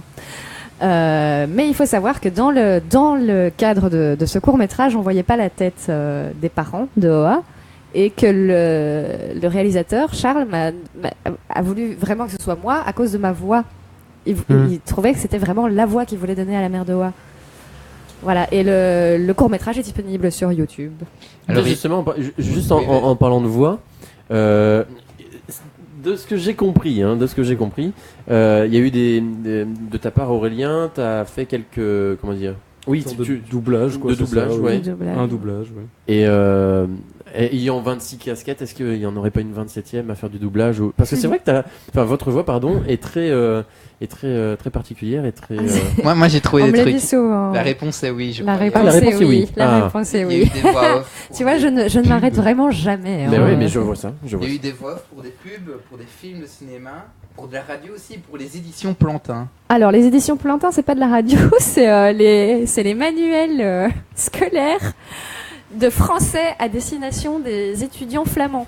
Ah oui, D'accord. Voilà. Mais c'était pas oui, c'est ça. la voix alors ou- Bah si, c'est pour le CD, quoi. Ah ok, oui. Et- Je pensais que c'était un spot promo pour non, le non, livre. non, Ah, ok. c'est pour le CD qui accompagne Ah, oui. les trucs où je Donc, les fais un petits flamands. extrait du Oui, journal les bons. d'Anne Frank. Comment apprendre une langue étrangère en Belgique, nous c'est pourri, mais les cahiers ils sont pourris. Il y a même une jeune fille qui À a part les CD, qui a écrit. Oui. Je crois qu'il y a une fille qui était à l'école et qui s'est dit mais c'est vraiment pourri quoi la méthode Oui, d'apprentissage. oui, Non, oui, elle a oui. réécrit. Pauline, je crois Ah que c'est oui, Pauline ça y est, un Nissen. succès, ça. Oui, c'est ça. Ouais, c'est ça. Qu'on embrasse. Enfin, je montre. Mais vraiment, ouais, effectivement, elle a fait un récap néerlandais et elle a à peine 16 ans et elle a fait ça très très très très proprement. Donc voilà, c'est cool. Mais comme quoi, on a encore un tissu en Belgique de jeunes où tu vois, on disait tout à l'heure, oui, les jeunes se montrent pas assez ou quoi. Mais il y a un tissu en Belgique comme partout ailleurs, mais moi j'aime bien, tu vois, rehausser ce truc-là. Et l'ambition, c'est ça, c'est plus tard de montrer que ça bouge en Belgique et qu'on peut mais je être pense, fier. je vais même aller plus loin, je crois que il n'y a de force motrice que, en tout cas dans une grande partie, je pense plus culturelle et politique, des jeunes. Je crois que le changement qui Le est amené... changement, c'est maintenant. Bah oui, c'est ça. Mais je crois vraiment que c'est une grande part de la jeunesse qui amène ce changement. Je parle des élections françaises parce que je m'y suis beaucoup penché. Mhm. Mais de voir, alors on peut ne pas l'aimer, mais Mélenchon incarne quand même un certain changement. On voit que il est premier dans la part des jeunes. Les jeunes sont extrêmement motivés dans cet acte politique. Donc je crois qu'il faut un petit peu dépasser ce stéréotype de les jeunes ne sont Ouais, c'est ni ça. motivés ni intéressés par la politique, ni intéressés ni motivés par la culture. Je crois qu'on dépasse vraiment ce clivage et peut-être aujourd'hui plus que jamais en fait. Enfin, moi j'ai ce sentiment là. Exact. Ouais, exact. c'est vrai. Moi, je Elle a dirais pas prouvé et voilà, c'est vraiment une chouette initiative de faire ça et de son propre chef en fait, ça qui est incroyable, d'avoir investi son temps pour une bonne cause au final. Bah, Et donc on en revenait au voix. Sinon, il y a eu d'avoir pour de la radio aussi des spots de radio, je sais pas la liste, mais j'ai vu ça. Pour de la radio, vous avez fait de la voix off pour de la radio, Ah, pour des pubs et du cinéma aussi. Mais je sais pas de quoi il s'agit. Ah oui, pour le pub et cinéma, c'est genre des petits rôles et des trucs comme Ok. ça. La voix off, il y a eu une pièce radiophonique. Ok. Euh, Comme la comédie française a repris Tintin au niveau Oui, radio. mais là, Ou c'était pour des étudiants des Beaux-Arts de Bruxelles. Oui. Ça parlait de réfugiés. Ah ouais. Ouais, bah, tiens. Voilà. Ou Voilà. Et j'en ai un autre petit film qui a été réalisé pour le Nikon Festival, Nikon Film Je Festival, de suis nouveau avec vivante, Charles. Ouais. qui parle du sida. Ouais. Qui est un Voilà. peu quand même... c'est assez surprenant quand on le voit. Ouais. Alors Charles, il adore mettre des baignoires remplies de sang dans tous ses films. Ça a été la première scène que j'ai tournée du coup pour ce court-métrage-là. Le court-métrage commence par ça. Je joue le rôle de... le personnage s'appelle Virginia et le thème du Nikon Film Festival cette année, c'était « Je suis une rencontre ». Et si tu as vu le court-métrage, tu vois que je me retrouve face à une femme qui a des espèces de bubons sur le visage. Et bien, c'est la rencontre de Virginia avec le sida. Voilà. Voilà, c'est une personnification du sida. Voilà. En fait. Ouais, c'est Et le message, c'est il suffit d'une fois, quoi. Mais c'est pas pour autant que ma vie doit s'arrêter. Voilà. Eh ben, On peut peut-être finir par une note plus joyeuse. Mais c'est pas un sujet. On avance sacrément quand même pour le. Enfin, comment dire. Allez, pas pour la guérison du sida, mais quand même pour le. Comment dire. Pour le pour les traitement. recherches. Voilà, le c'est traitement. ça. Enfin, ouais, voilà. Ouais. Supporter cette maladie. Donc, c'est pas un sujet tabou en soi. Voilà. Ouais, Mais on va quand même enchaîner très vite. Ouais, ouais. Mais je cherche, et puis je gère aussi le temps. Mais j'ai pas d'autres films. Vous avez joué dans des longs métrages aussi? Dernièrement, tu as La Sage-Femme de Martin Provost qui est sorti avec Catherine Deneuve et Catherine Fro, et j'ai eu l'occasion d'avoir une toute petite scène avec Ça a Catherine été Fro. tourné dans la région liégeoise, il me semble. Oui, dans Verviers, à ou- Verviers, dans l'ancienne maternité en fait, parce que Martin Provost est un réalisateur très naturaliste. Donc il voulait vraiment que ça soit. Et genre Catherine Fro, elle a dû suivre une formation accélérée de sage-femme pour le film. Hein. Ouais. Ils ont fait des vrais. Ils ont dû contacter plein de femmes enceintes parce qu'ils voulaient des vrais accouchements dans Tiens. son film. Ah ouais. Et moi j'étais la seule vraiment pas enceinte du tout Ouais, d'accord. à jouer une patiente enceinte qui venait d'avoir un accident de voiture. Et voilà, c'était ma petite scène avec Catherine Fro. Quoi. Ouais, c'est vrai, c'est vrai. Il Il est sorti déjà. Parce que c'est ouais. vrai que j'avais vu les articles lors du tournage, que c'était assez impressionnant. L'idée était géniale, je trouve, hein, Ouais. Martin, et donc c'est cool que vous ayez pu participer à l'expérience. Oui, super. Alors qu'est-ce que j'ai d'autre? J'ai vu aussi que vous avez participé à une action poétique. Là, on rejoint un oui. peu Aurélien. Alors, Action Poétique, c'était pour la bibliothèque Sésame à Scarbeck, dans le cadre des Curieux Dimanches. Et le but, c'était de offrir des poèmes aux gens. Donc, tu parlais de vraiment être en interaction. Ben là, c'était, on offrait des poèmes. Du fait que ça s'appelle Action Poétique, on s'est fort orienté sur des poèmes plus engagés. Mhm. Moi, j'ai lu du Aragon, Ah oui. ce qui est super dur. Ah oui, En oui, fait. c'est un art, ça, hein, presque C'est, de bien servir un texte d'Aragon. Ah oui, ben en plus, c'était l'affiche rouge, quoi. Ah, Ah oui, oui. bah oui. Voilà. On pense à Mais- François Heuse de notre compagnie. ça. Je t'en Mais prie. c'est drôle parce que nous, on a commencé à créer un vrai groupe théâtral à travers quelque chose qu'on a appelé les attentats poétiques. Waouh. Et en fait, on allait dans les rues de Bruxelles déclamer des textes comme ça, sans aucune structure, dans le but de toucher directement les gens avec la poésie. On a été dans les métros aussi, et on est tombé sur des gens vraiment, vraiment très, très chouettes. On a eu une vraie rencontre, quoi. Il faudra qu'on refasse. Oui. Mais c'était vraiment très, très génial. Alors, Morgane est aussi scénariste. Ouais. Vous avez été script docteur pour Eric Konings. Oui. Pour, je sais pas si vous voyez un peu ce que c'est le métier de script doctor. C'est quelqu'un, enfin moi j'ai cette image-là, mais je ne sais pas si c'est un cliché ou si c'est juste ou erroné, pardon. Mais je crois que c'est quelqu'un qui supervise un scénario, c'est ça? C'est un peu le médecin du scénario, en fait. C'est-à-dire que tu as le scénariste qui te donne le scénario fini, et toi tu vas dire bon, ok, ça c'est bien, mais tu dois le retravailler comme ça. D'accord. Ça vaut mieux l'enlever. Ce serait pas mal que tu rajoutes ça. Voilà. Donc ça, c'est un métier à part entière. C'est vraiment une sorte de relecteur en maison d'édition, mais ici c'est Voilà. D'accord, un médecin du script pour voir si tout fonctionne bien, si tout est potentiellement. Voilà, on pour qu'il puisse diagnostique aller. les Ouais, c'est ça. problèmes. Voilà. Ouais, bah, c'est important. D'ailleurs, souvent, c'est les maisons de production qui reçoivent des scénarios où ils se disent il y a vraiment un potentiel et du coup ils engagent un script docteur pour retravailler le scénario pour pouvoir le produire après. Ok.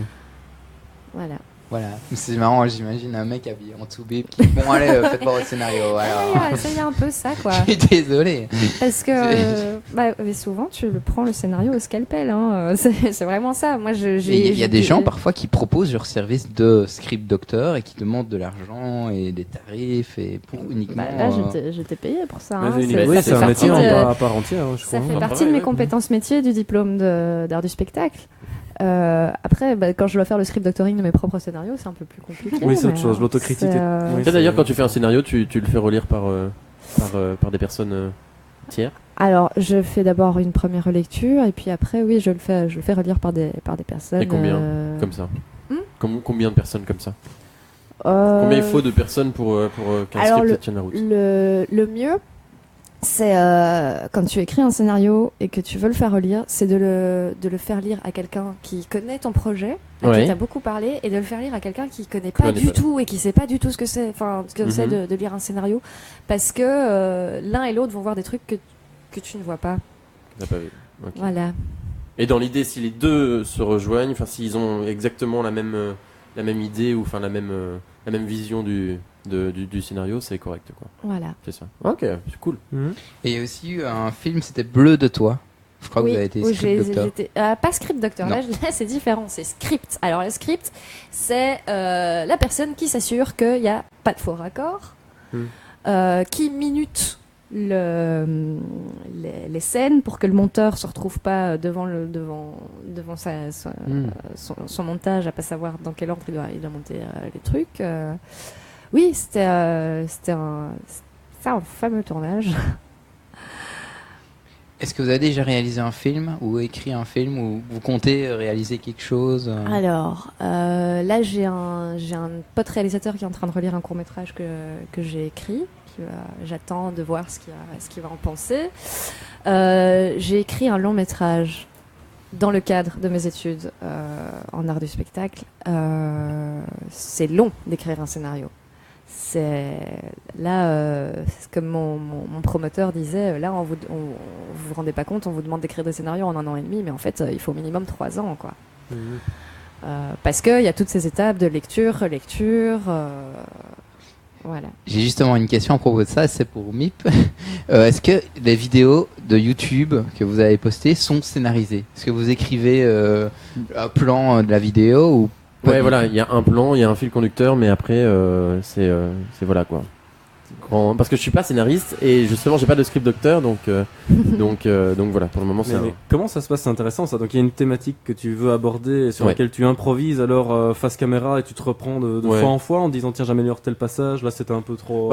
Tu vois, j'essaye de faire un truc à la volée, en total impro, et puis généralement ça se passe plutôt au montage où tu vois, je vais commencer à assembler des pièces du puzzle, et après je me dis tiens, il faudrait plutôt que je dise ça à un moment. C'est pour ça qu'il y a des variations de lumière par moment qui sont absolument horribles, mais voilà. Ça se passe, mais c'est pas du tout la même échelle que vous, hein. Non, mais c'est intéressant. Je trouve que dans le travail, parce que je crois qu'il y a des points de rencontre et des similitudes qu'on ignore, parce qu'on ignore un peu la façon dont on travaille de part et d'autre, mais je crois qu'il doit y avoir pas mal de choses qui peuvent se recouper. Ça prend combien de temps de réaliser une vidéo sur YouTube entre l'écriture, le montage? Ça prend vraiment pas beaucoup de temps. Ça prend, tu vois, 3-4, allez, une demi-journée plus 3-4 petites soirées de 2 heures, tu vois, quelque chose comme ça. Mais il faut pas que je dise parce que sinon, je fais très très peu de vidéos, mais c'est plutôt des vidéos instinctives, comme ça, spontanées, et voilà. Et est-ce qu'on est exigeant vis-à-vis de son travail? Est-ce que parfois on se dit non, j'ai envie de recommencer, ou là ça va pas? Je pense que ça c'est pour tous les intervenants ici. Je pense qu'on n'est jamais satisfait de. Si, il faut avoir un petit. Moi, je suis par moments satisfait de ce que je peux faire ou quoi, mais on a toujours, on se dit toujours tiens, j'aurais pu encore améliorer, encore être plus percutant là-dessus ou quoi, mais je sais pas, je me suis peut-être avancé pour vous, mais. Non, mais ce sera très court, mais c'est aussi, je crois que l'exigence qu'on souhaite pour un projet va de pair avec le fait d'être content ou non de l'aboutissement de ce projet-là. Je crois qu'on a une exigence qui est haut placée, dont les facteurs sont très très aléatoires, c'est-à-dire que rencontrer un public et le satisfaire, c'est un objectif, mais c'est difficile de le préparer et donc de faire en sorte qu'on soit sûr que le projet nous satisfasse à la fin. Voilà. Mais c'est dans nos objectifs. T'as aussi les fois où t'es pas très fier de ce que t'as fait et t'as tout le public qui t'acclame et toi tu sais pas pourquoi. Pourquoi. Ouais, enfin, je veux dire, moi j'ai eu le coup à la première de Palindrome. T'avais l'auteur qui était là pour voir la pièce et j'étais fâchée de ma prestation et il y a l'autre comédienne qui est venue me sortir, il fait maintenant tu sors, l'auteur de la pièce il est en larmes, je fais ok ça va, c'est que j'ai vraiment merdé quoi, alors qu'en fait pas du tout, il était en larmes parce qu'il était super ému. Comme quoi. Ouais, mais ça c'est encore une part du quelque chose du public qu'on n'arrive pas à comprendre et c'est chouette, justement ça c'est chouette, mais dans toutes ces prestations là c'est chouette. Ouais, je crois que c'est chouette quand même d'interpréter l'œuvre d'un auteur, enfin de réinterpréter plutôt l'œuvre d'un auteur et d'avoir des feedbacks quoi. Je trouve ça génial. Ah ouais. Après il y a des auteurs qui n'ont pas envie de lâcher leur bébé entre guillemets à quelque chose, mais après il y a des gens qui prennent l'audace de se dire bah voilà j'en ai fait quelque chose. Je te le prête ou voilà pardon, c'était quoi encore, c'est un auteur qui disait ça, j'accepte que tu élèves mon enfant, je crois que c'était ça la phrase d'un auteur. Mais en même temps travailler avec un auteur nous c'est ce qu'on fait forcément parce qu'Aurélien a écrit la pièce, mais c'est vraiment génial parce que on a lui sait pertinemment je crois ce que veut dire la pièce, mais en fait on a essayé de décoder avec lui tout ce qui se passait, quel était le sens et le propos de la pièce, et ça c'était vraiment super intéressant. Ben voilà, on va laisser la place à Bouffe-moi de l'art, justement, ils seront en direct aussi. C'est quoi le nom? Coucou les gars. Ils sont dans le bus. Donc voilà. Voilà, nous on se retrouve la semaine prochaine, enfin moi avec Lectric. Voilà, n'hésitez pas non plus à aller voir le 2 mai la place. Ah bah oui. Le 2 mai à 20h. C'était merci. Miroir. Enfin, le 2 mai la pièce, j'ai dit la place. Un grand merci à tout le monde, à toi Romain, Oui, à merci Morgane, beaucoup. à Merci Amy, à parce que tous. c'était un très chouette échange. C'était Merci. Merci à tout le généreux. monde. Oui, je trouve aussi. Merci à tous. Merci. Au revoir. Au revoir. Voilà. Yep.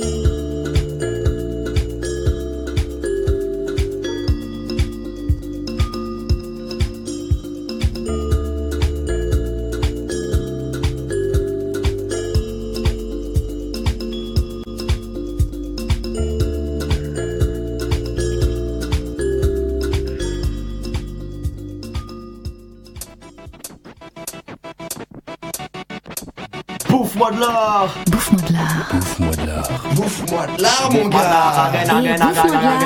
Bouffe-moi de l'art une fois, mon gars. Bouffe-moi de l'art. Bouffe-moi de l'art deux fois, mon gars. Bouffe-moi de l'art. Bouffe-moi de l'art. Hey, bouffe-moi de l'art. Bouffe-moi de l'art.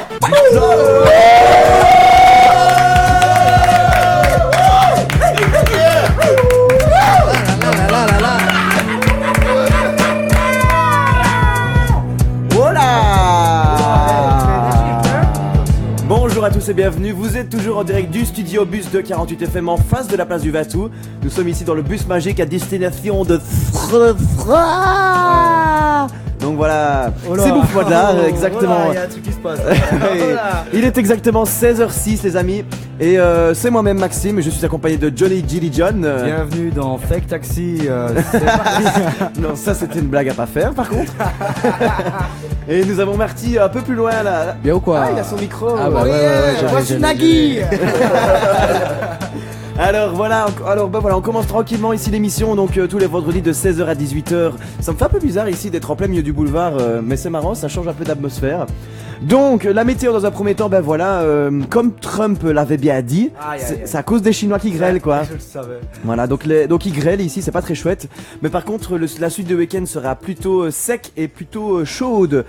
Donc bah voilà, samedi 14 degrés, dimanche 19 degrés comme maxima, c'est génial. T'as mal à T'as mal fait toi, ton, tu sais, ton donc mot, voilà, en fait, t'as raté, ouais, génial. ta gueule. T'as mal fait ton mot. T'as mal. Non, c'est bon, ok. Réfléchi et ça me semblait tellement comme une évidence que j'arrivais plus à le dire. Ok, d'accord. Alors, bah voilà, j'ai envie de dire comment est-ce que les gens vont ici là dans le bus. Alright. Ok, nous avons Simon et ses deux comparses du groupe Lonely Duck, c'est bien ça. Alors il faut nous présenter. Bah oui, bah je vous en prie, présentez-vous. Il y a Christophe et il y a Seb. Bonjour Christophe et Seb. Christophe et Seb du groupe Lonely Duck Fuck exactement parce qu'on aime bien ce qui est un C'est petit le peu fuck, ce qui est un petit peu Comme on funky, est dans le quoi. fake bus. Et Ok. On est dans le fake bus, on est dans le fuck bus. Le fuck ceci dit nous pose quelques problèmes parfois au niveau de Si je peux me certaines permettre, communications. les gars, n'hésitez pas à bien parler dans le micro, on vous entend pas très bien. Ah, Surtout pour la sanité. Merci. voilà, surtout pour les gros mots. Fuck.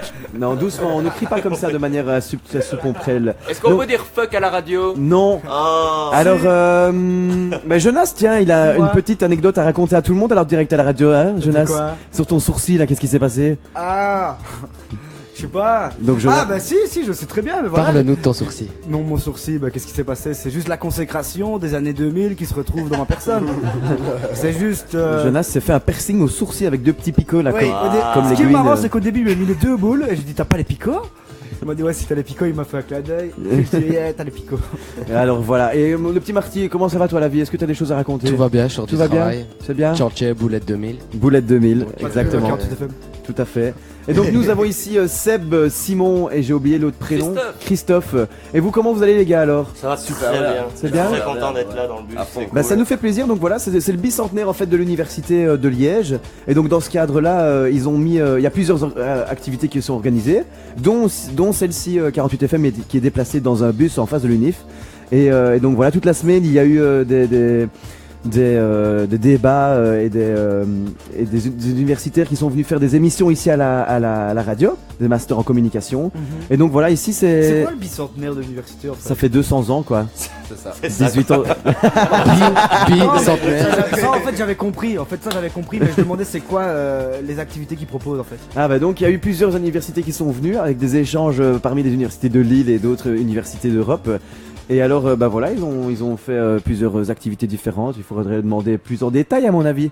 Mais voilà les choses qui étaient prévues qui se sont bien passées. Et donc voilà, et donc ici aujourd'hui on va vous présenter Lonely Duck Fuck alors apparemment. Tout à fait. Ici le groupe de musique et je pense qu'on va directement mettre un son et puis on commencera avec une intro pour un peu définir votre style musical et d'où vous venez. Bah, justement ici, je vais directement passer la playlist que le groupe nous a amenée. Tout à fait bonne idée. Comme ça, et on reviendra après sur le P qu'ils ont sorti. Ok, Yeah. pas de soucis, on fait comme ça les amis, vous êtes toujours en direct sur 48FM, il est 16h10, c'est le début du week-end et je fais un big up à Dakos s'il m'écoute, je l'ai croisé tantôt donc big up à Vous pouvez Dakos. aussi nous regarder en live sur 48 FM. Tout est fait, tout à fait. Voilà, Sur le fake fake bus en direct sur 48FM. bus en C'est direct. parti les amis. You-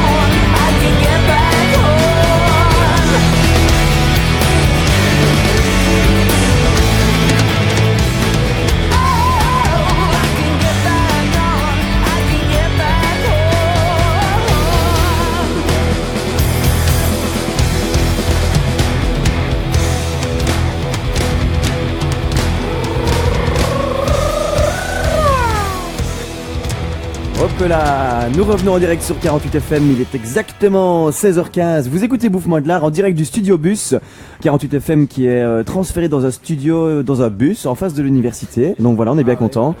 Nous avons en invité aujourd'hui dans l'émission Bouffe-moi de l'art. Nous avons Lonely Dog Fuck.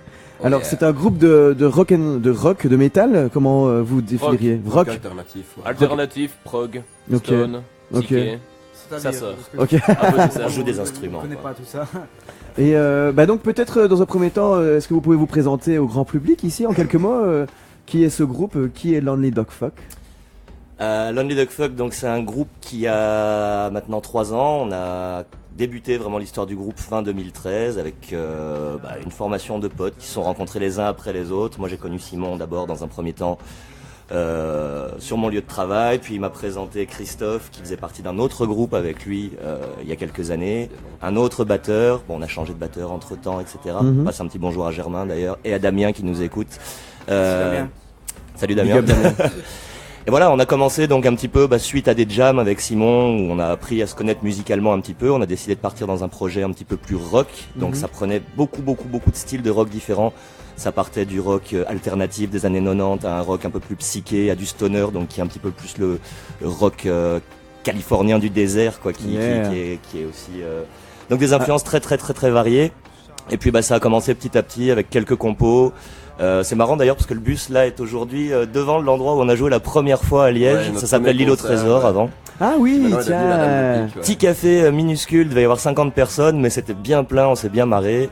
Cool. Et puis voilà quoi, différentes petites compos qui nous ont amené à faire des petits concours, de l'écriture, à apprendre à nous connaître un peu plus jusqu'à la sortie de cette EP dans quelques jours, le 12 mai, qu'on va présenter au public à l'occasion de la release party. Bon ça.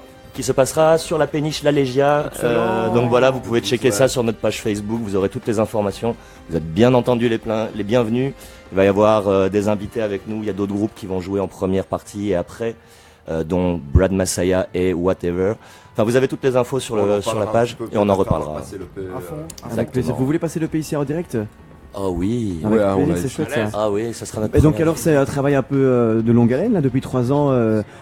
Favoriser un peu les relations entre vous, construire quelque chose de durable.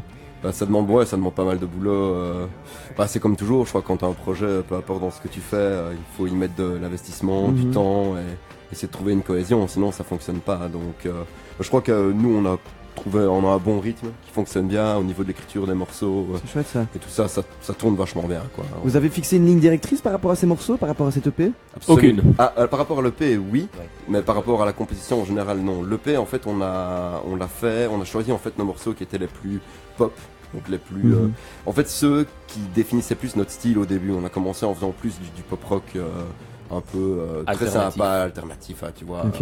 Un peu cool quoi, et maintenant on prend plus une direction qui est un peu plus prog, qui est plus construite, plus élaborée rythmiquement etc. Donc on voulait vraiment poser ça sur CD et avoir nos débuts entre guillemets comme ça sur CD, et puis voilà. Et au niveau partir après vers quelque chose de plus prog justement comme tu disais. Exactement. Quoi, en fait, voilà, c'est ça. Il y a clairement un changement d'orientation musicale entre les 4 morceaux donc qui se trouvent sur l'EP, dont on est très fiers bien entendu. Ce sont des morceaux qu'on a vraiment kiffé à faire, à jouer sur scène et à enregistrer. Mais c'est vrai que ce qu'on fait maintenant a un peu plus de couilles, je dirais. Ça va toucher un public, je pense, différent. Maintenant, voilà, quoi, l'énergie reste la même. On a eu beaucoup de plaisir à faire cette EP, on a beaucoup de plaisir à le présenter, évidemment aussi. Quoi. C'est bien, c'est pour un peu marquer le coup en fait, pour après partir vers. Exactement. C'est bien, c'est une bonne idée. Est-ce qu'on peut passer à des premiers morceaux de l'EP peut-être? Avec le plaisir. Vers le plaisir. Est-ce que Martinez est oui, il faut juste qu'on me dise lequel passer. Tu peux passer le premier qui s'appelle Gift and the Curse. Voilà. The Gift and the Curse, c'est parti. Ok, vous êtes toujours sur 48 FM, on vous fait découvrir Lonely Dog Fuck. Yaman. Ça va pas être facile pour. C'est pas facile à prononcer.